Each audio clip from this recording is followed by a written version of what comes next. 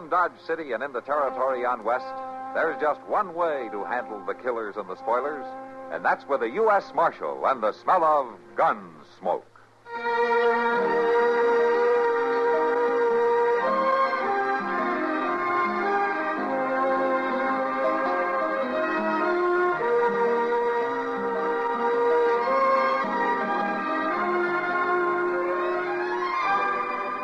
Gunsmoke, starring William Conrad. The story of the violence that moved west with young America. And the story of a man who moved with it. I'm that man. Matt Dillon, United States Marshal. The first man they look for and the last they want to meet.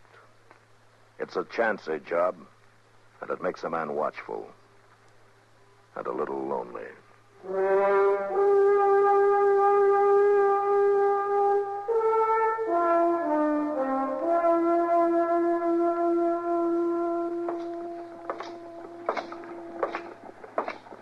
Marshal. Huh? Marshal Dillon. Yeah. Wow. Morning, Cyrus. How have you been? Oh, tolerable, I reckon, Marshal. Rheumatism is plaguing me some. No? At my time of life, a man's got to expect a few miseries. Are you heading for your office, are you? Yeah, sure I am. Well, I just thought maybe we could sit and talk a spell. Well, come on. I don't get into town too often, Marshal. Yeah, I know that. I just thought we'd sit and talk. Oh, I see. Things all right out at the farm? Oh, yes, same as usual. Farming don't change much. You get a good crop one year and a bad one another. But all evens out in the long run. Yeah, I guess it does. Go ahead. Thank you, Marshal. Oh, morning, Mr. Dillon. Chester, you know Cyrus here, don't you? Sure. How are you, Mr. Hudson? Fine, Chester. My land, I didn't hardly recognize you at first. We don't see you in town very often. No, the place keeps me pretty well tied down. Have a chair, Cyrus. Oh, thank you, Marshal. It feels good to sit. I ain't getting any younger. Well, I guess none of us are. Mr. Dillon, I fetched the mail up from the depot. Oh. There on your desk. No, thanks. Wasn't nothing important, though. I'll look at it later. Say, you haven't got any coffee, have you? Well, I got some brewing. Will it be all right if I whittle, Marshal? Well, sure, go ahead. Seems to help a man to talk. Whittling and talking just go together somehow. Yeah. What was it you wanted to talk about, sir? Why, nothing exactly. Just talk's all. Oh, I see. This is going to muss up your floor some. Oh, well, that's all right, Mr. Huggins. I got to broom it out later anyhow. That's one thing Bertha'd never stand for. Bertha figures the barn or out in the yard's a place to whittle. How is Bertha? Fine. She's fine. We've been together a long time, Marshal. Me and Bertha. 37 years we've been married. That's a long time. Yeah, it sure is. Married back in Ohio. Then we went down to East Texas for a while and come on up here later. Yeah, been a lot of changes in them years. Yeah. Oh, thanks, Chester. Weren't no town here at all when we first come to Dodge. Just a fort. Then later a trading post. Buried our boy here the second year. Used to grow corn down in the bottomland and sell it to the garrison at the fort. And it's when the Indians didn't get it first. Yes, sir, there's been a lot of changes. Yeah.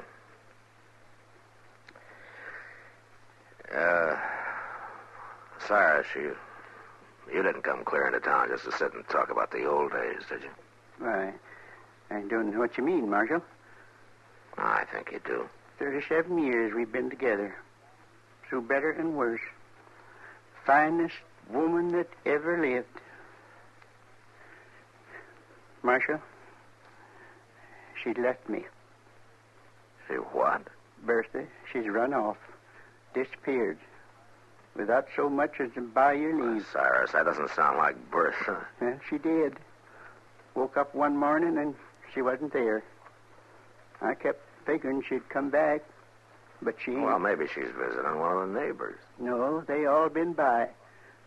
The one she might have... Well, there must be some reason, Sarah. She just wouldn't up and leave you. She'll be back. That's what I hoped. It's mighty lonely on the place without Bertha. I couldn't even go on without her. And the neighbors, well, they figured I ought to come tell you about it. So that's what I done. Well, how long's she been gone? 3 weeks.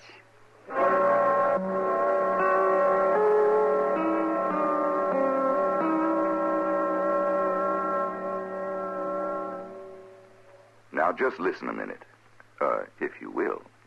I've got a little story to tell you. Well, it's not so little. It's sort of a tall tale. It's about Kemp Morgan. Ever heard of him? Well, he was one of the legendary heroes of Oklahoma, or to be more specific, of the oil industry. Seems it was Morgan who first discovered oil in them parts. Now, folks say that old Morgan didn't need divining rods and such to show him where the oil was. No, sir, he'd just follow his nose. Why, he'd just sniff his way across the field. And when he found the right smell coming up out of the ground, that's where he'd plant his well. Old Kemp Morgan didn't need any help planting that well either. No, sir. He was his own crew, old Morgan was. Kemp would dig down as far as he could reach. Then he'd unlimber his sharps and shoot a hole through the bottom of the pit. And talk about fast. Why, that boy would have his derrick up and his oil tanks built before the oil had time to reach the surface. Oh, he was a goer, he was. One time he dug a well so deep that it come out on the other side of the world, right into the middle of a rubber plantation. Down around Brazil it was. For days that well spouted pure rubber. Man from Akron, Ohio, that is, took it off Morgan's hands at a nice little profit for old Oil Nose. Yes, sir. Morgan was tops in the oil field. Never brought in a dry hole but once. Kemp wasn't one to lose, though. You can bet your bottom dollar on that. He took that old dry hole, sawed it into lengths, and sold every last one of them to Kansas farmers for fence post holes. Kind of hard to believe, isn't it? Say, isn't it nice being citizens of a country where you can laugh and talk about things free as a breeze, and write and read and worship, too? Yes, sir. Maybe you don't think about it much, but you should.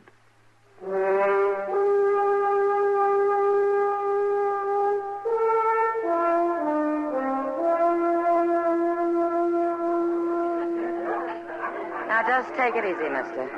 Come on. How about another little drink, sweetheart? No, not right now. You'll have to excuse me. Yeah, don't be like that, sweetheart. Sorry, but a friend of mine just came in. Well, I'm a friend of yours, too, ain't I? That's one way of putting it. See you later, mister. Hey, now, I've been spending good money on you. Evening, Matt. How are you, Kitty? You here to talk, drink, enforce the law, or propose marriage? Well, talk will do, I guess. Well, let's sit down. Where you been for the last 2 days? Trying to find a woman. Well, in that case, Matt. No. This is a particular woman. I'm fairly particular at times. Oh, you're not 60 years old, though. Good of you to notice. And your name's not Bertha Huggins.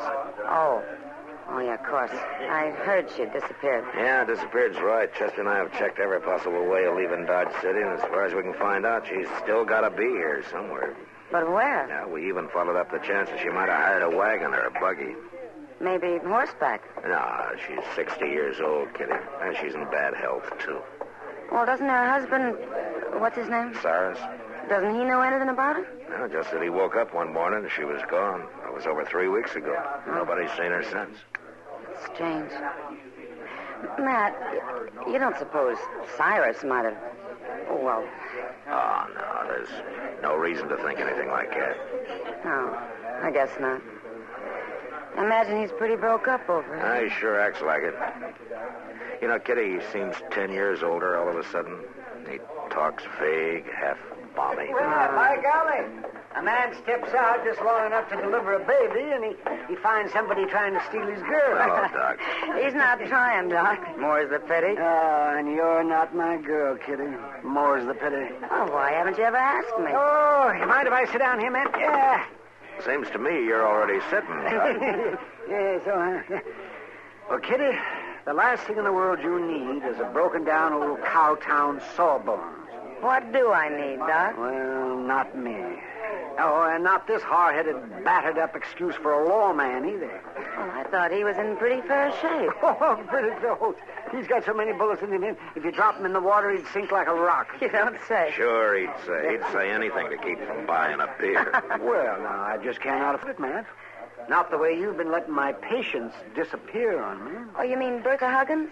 Was she a patient of yours, Doc? You know, come to think of it, Kitty, maybe that's why she ran off. Self-preservation. Oh, she better not have done any running. Not in her condition. Oh, was it bad, Doc? It was bad enough. What's wrong with it, Doc? It's easier to say what isn't. Oh, I suppose too many years in the prairie sums it up. Too many 16-hour work days, crop failures, too many nights awake in Indian country. Well, it's sure no country for a woman, all right. It's no country for a human being. So I think I'll get out of it. I'll just marry Kitty here and I'll go back and live in Boston. Don't tempt me, Doc. You'll never leave, Kitty, any more than I will, or Doc here. I guess. Anyway, I don't think I'd be very welcome in Boston. Oh, well, I'd like to know why not. Thanks, Doc. Well, the beer's on the house, boys. I'll go bring it. Well, what do you think's happened to Mrs. Huggins, man? Beats me, Doc. Not a soul in town has seen her in the last 3 weeks. Not since the morning Cyrus woke up and found her gone. Well, it seems to me he's acting kind of strange about it. Well, he's pretty broken up about it, naturally. Well, yesterday morning I saw him on the street and I asked him how she was. He said fine. And then he walked right on down to your office and reported her missing. Well, Cyrus isn't getting any younger, Doc. But I asked him to leave her come and see me, and he said he'd tell her. I've got some medicine from St. Louis that I thought just might help her. Mr. Dillon? Oh, yeah, what is it, Chester? Mr. Jonas over at the Journal Story wants you to come over there right away. It's about Miss Huggins. What? Well, there's some fellow come in there trying to sell some second-hand clothes and things, and Mr. Jonas recognizes the stuff. It belongs to Miss Huggins.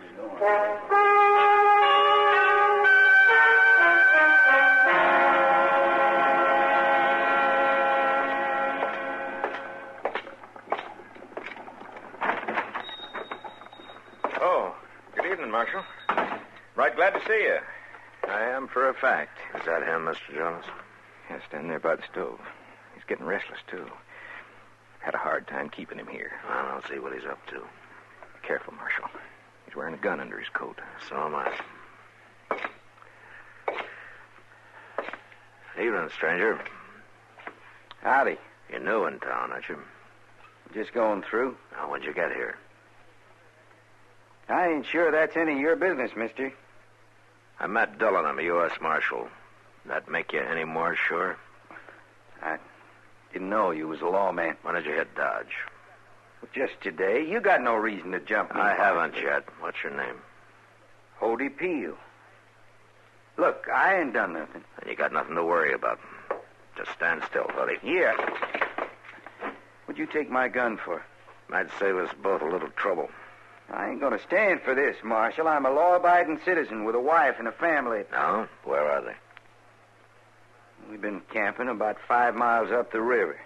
I rode into town alone. We've been looking for some land to take up. Homesteader, huh? If I can find a decent piece of land, I am. How long you been camped up there? Around 3 weeks, I guess. Uh-huh. Come on over here to the counter. All right, Marshal. I don't know what you're thinking, Marshal, but you're wrong. I ain't done nothing. This is stuff, Mr. Jones. Yeah, that's right, Marshal. Now, most of the things, here, like these turtle shell combs and hand mirror and some of the clothes, could be anybody's, but this wool shawl and this needlepoint shopping satchel, I've seen Miss Huggins in town with these time and time again. So that's what it's about. Now, you're sure, Mr. Jones? Well, of course I'm sure. She's had them things for years. Marshal, this stuff was give to us. I didn't steal it. Some farmer stopped us when we drove past his place and give it to us. You know his name? I didn't ask. It's about 8-10 miles west of town, a place with 2 white barns. That's the Huggins place, Marshal. He's an old fella. Talked kind of crazy. That was about 3 weeks ago. We cut off the trail and drove into his pasture to water our team, and he was there by a little spring. Doing what? He was busy digging a hole. We didn't hardly notice him at first. Then he took us up to the house and gave us his stuff. Did you see a woman around the place? No, just him. It was dirt from head to foot. Kind of funny, that hole he was digging. I remember thinking at the time it looked sort of like a grave.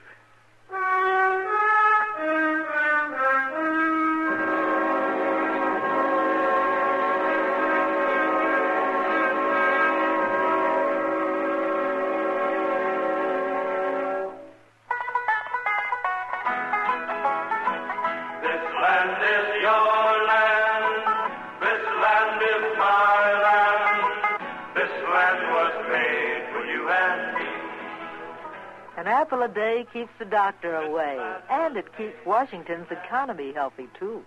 A leader in apple production, raising 1/4 of our nation's supply, the state of Washington could almost be called a gourmet state, for she also leads the West Coast in seafood, and her 5 famous types of salmon lead the world in canned fish commerce. So proud of their salmon are Washingtonians that a visitor to Seattle, the pearl of the Northwest, can send home an ice-packed Chinook from the Waterfront Fish and Oyster Company. Equally pride-inspiring are the snow-capped Olympics, the lofty Cascades and Mount Rainier. But tourists must be content with sending pictures of these. For all of its contributions to the rest of the United States, Washington remains a hometown state, with Treaty Day powwows in January on the Indian reservations, March's ski patrol race in Snoqualmie Pass, the spring festivals of rhododendrons, daffodils, and apple blossoms, and, of course, a salmon fishing derby in September. But every month, Washington is the evergreen state.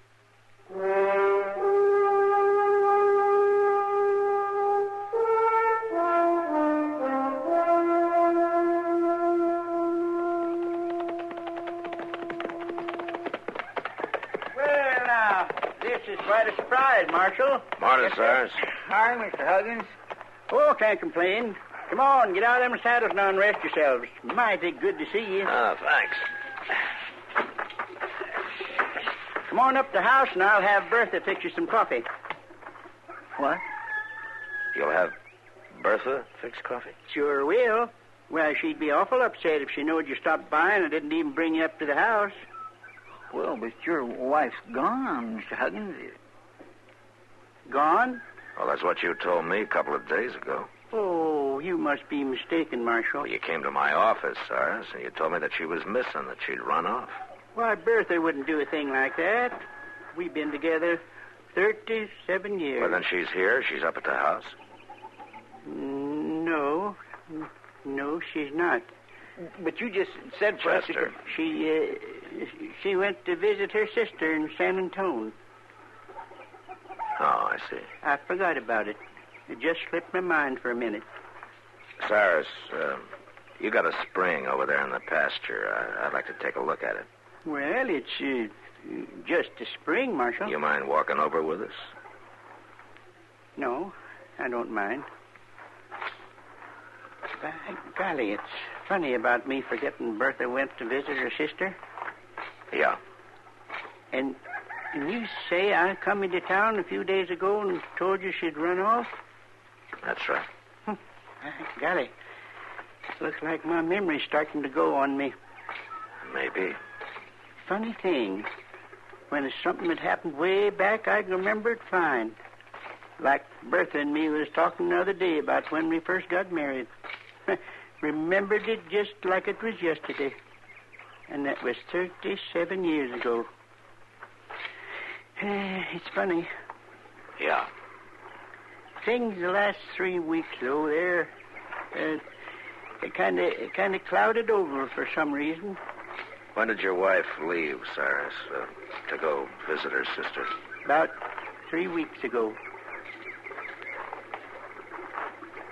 Well, here's the spring. Yeah. Let's take a look over here. No, I don't want to. Let's go. All right, Marshal.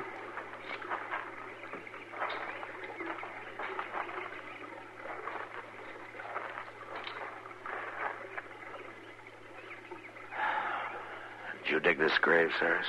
Why, I don't know what you mean. That wooden headboard. Read what it says. I don't see it. I don't know what you're talking about. It says Bertha Huggins, beloved wife of Cyrus Huggins. Married 37 years. Bertha's in San Antone. I don't know why anybody'd put that up. Cyrus,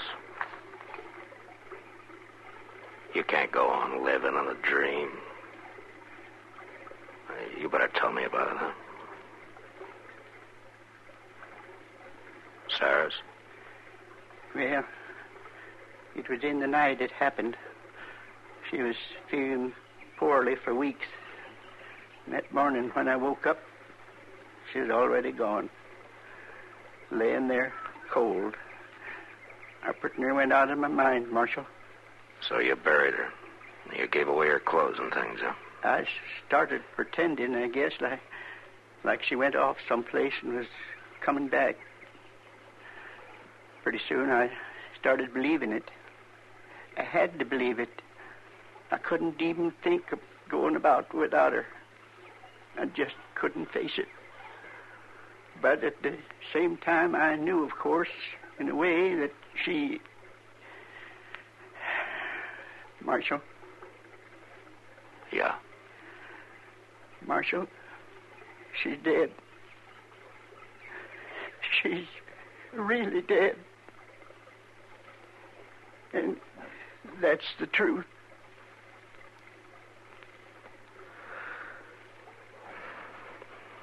Come on, Chester.